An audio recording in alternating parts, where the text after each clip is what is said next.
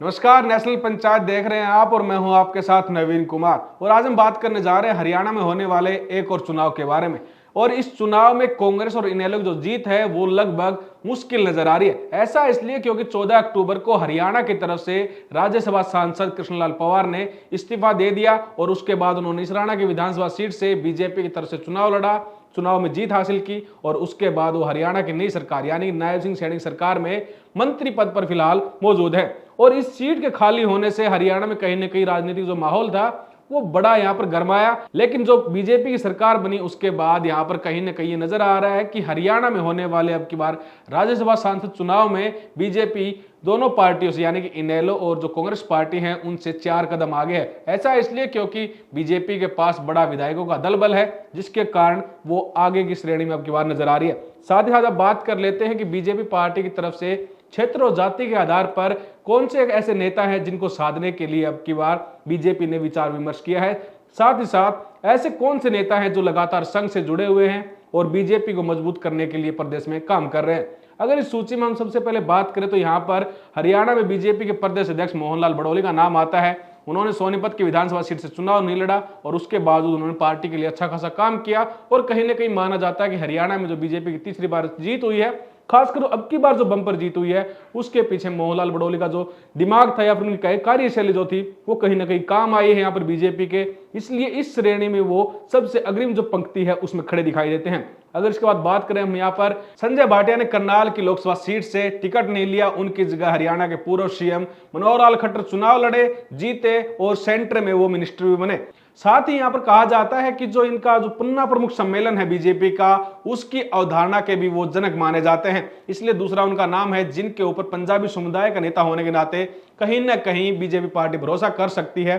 वहीं इसके बाद बात करें यहां पर सिरसा से पूर्व सांसद सुनीता दुग्गल की, तो उनका नाम भी इस लिस्ट में आ रहा है सामने क्योंकि कृष्णलाल पंवार दलित समाज से बिलोंग करते थे और इसी नाते कहीं ना कहीं उनके नेताओं के अंदर ये बात है कि कृष्णलाल पंवार जो दलित नेता थे उनके साथ ही यहां पर अब सुनीता दुग्गल को भी इस सीट पर बैठाया जाए, उनको राज्यसभा सांसद का जो पद है वो दिलवाया जाए ताकि हरियाणा में दलित समाज को साधा जा सके। साथ ही साथ इसके अलावा एक और चेहरे हैं, एक क्या इसके अलावा 3 और चेहरे हैं, उनके बारे में जरूर बात करेंगे। इनमें से हरियाणा के पूर्व यहां पर वित्त मंत्री कैप्टन अभिमन्यु और हरियाणा बीजेपी के प्रदेश अध्यक्ष जो पूर्व में रह चुके हैं ओम प्रकाश धनखड़। हालांकि दोनों विधानसभा चुनाव हारे हैं लेकिन फिर भी हरियाणा में जाट चेहरे के तौर पर इन दोनों नेताओं को देखा जाता है बीजेपी की तरफ से। पुराने नेता हैं बीजेपी के और बीजेपी कहीं ना कहीं जो जाट वोट बैंक है उसको फिर से साधने के लिए इन दोनों नेताओं में से किसी एक को चुन सकती है। साथ ही साथ यहाँ पर जो अगला नाम है वो है बीजेपी से नाराज बताए जा रहे कुलदीप बिश्नोई का। लोकसभा की टिकट नहीं मिली, विधानसभा में उनके बेटे की हार हुई और अब वो उस श्रेणी में नजर आ रहे हैं कि कहीं ना कहीं टिकट दिया जाए, क्योंकि पिछले कुछ दिन पहले खबर भी सामने आई थी सूत्रों के हवाले से कि कुलदीप बिश्नोई की कुमारी शैलजा के साथ बातचीत हो रही है और वो बीजेपी छोड़ सकते हैं। तो ये सब नेता हैं जिनको बीजेपी अब की बार क्षेत्र और जाति के आधार पर साधते हुए एक नाम पर कहीं ना कहीं आम सहमति बनाती हुई नजर आएगी कि इनमें से किसी एक नेता को चुना जाए जिसके सारे हरियाणा में बड़े वोट बैंक को साधा जाए। वहीं इनमें कैप्टन अभिमन्यु और ओम प्रकाश धनखड़ 2 जाट नेता हैं, लेकिन दोनों जाट नेता लगातार 2-2 विधानसभा चुनाव हार चुके हैं। हालांकि ओम प्रकाश धनखड़ को केंद्र में बीजेपी का राष्ट्रीय सचिव बनाने का जो मौका था वो जरूर यहां पर उनको मिला, लेकिन कैप्टन अभिमन्यु हरियाणा में जिस तरह से 2 लगातार चुनाव हारे हैं बैक टू बैक, पहले रामकुमार गौतम ने उनको नारायण से चुनाव हराया, उसके बाद युवा नेता कांग्रेस की तरफ से जस्सी पेटवाड़ ने उनको चुनावी मैदान में राजनीतिक पटखनी दी, जिसके बाद उनका राजनीतिक भविष्य कहीं ना कहीं खतरे में नजर आ रहा है। और इस नाते कहीं ना कहीं अभिमन्यु यहां पर कोशिश करते नजर आएंगे कि उनको टिकट दिया जाए राज्यसभा सांसदी का और वो चुनाव जीत पाए।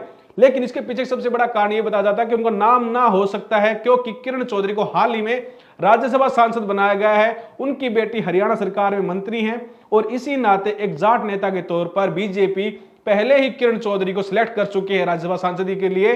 तो वहां पर अभिमन्यु की अब बीजेपी को शायद खासी उतनी जरूरत नहीं रहेगी।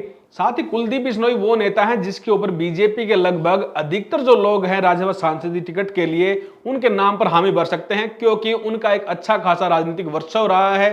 बिश्नोई परिवार से बिलोंग करते हैं जिनका आदमपुर की विधानसभा सीट पर लंबा राजनीतिक इतिहास रहा है।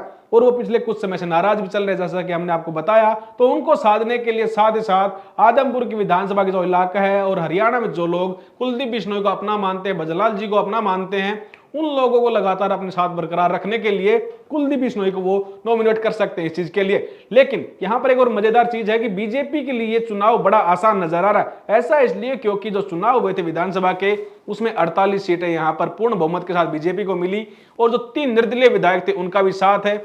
वहीं कांग्रेस पार्टी के पास 37 विधायक हैं और 2 विधायक यहां पर इनेलो पार्टी के हैं। अगर वो दोनों मिलजुल कर भी एक कैंडिडेट को चुनाव में उतारते हैं तो भी उनके पास इतना विधायकों का दल बल नहीं है कि वो अपने कैंडिडेट के लिए पुरजोर कोशिश कर सके या फिर उनको चुनाव जिताने के लिए कुछ तिकड़मबाजी कर सके। वहीं बीजेपी के पास साफ साफ पूर्ण बहुमत नजर आ रहा है और विधायकों की जो वोटिंग होनी है वो कहीं ना कहीं बीजेपी के पक्ष में नजर आएगी। तो यह हरियाणा का ये वाला राज्यसभा सांसद का चुनाव कहीं ना कहीं बीजेपी अच्छे खासे तरीके से बड़ी आसानी से जीत सकती है। वहीं कांग्रेस और इनेलो के बीच में ये यहां पर सबसे बड़ा कंफ्यूजन रहेगा कि वो नेता को, किसी कैंडिडेट को टिकट दे या नहीं। धन्यवाद।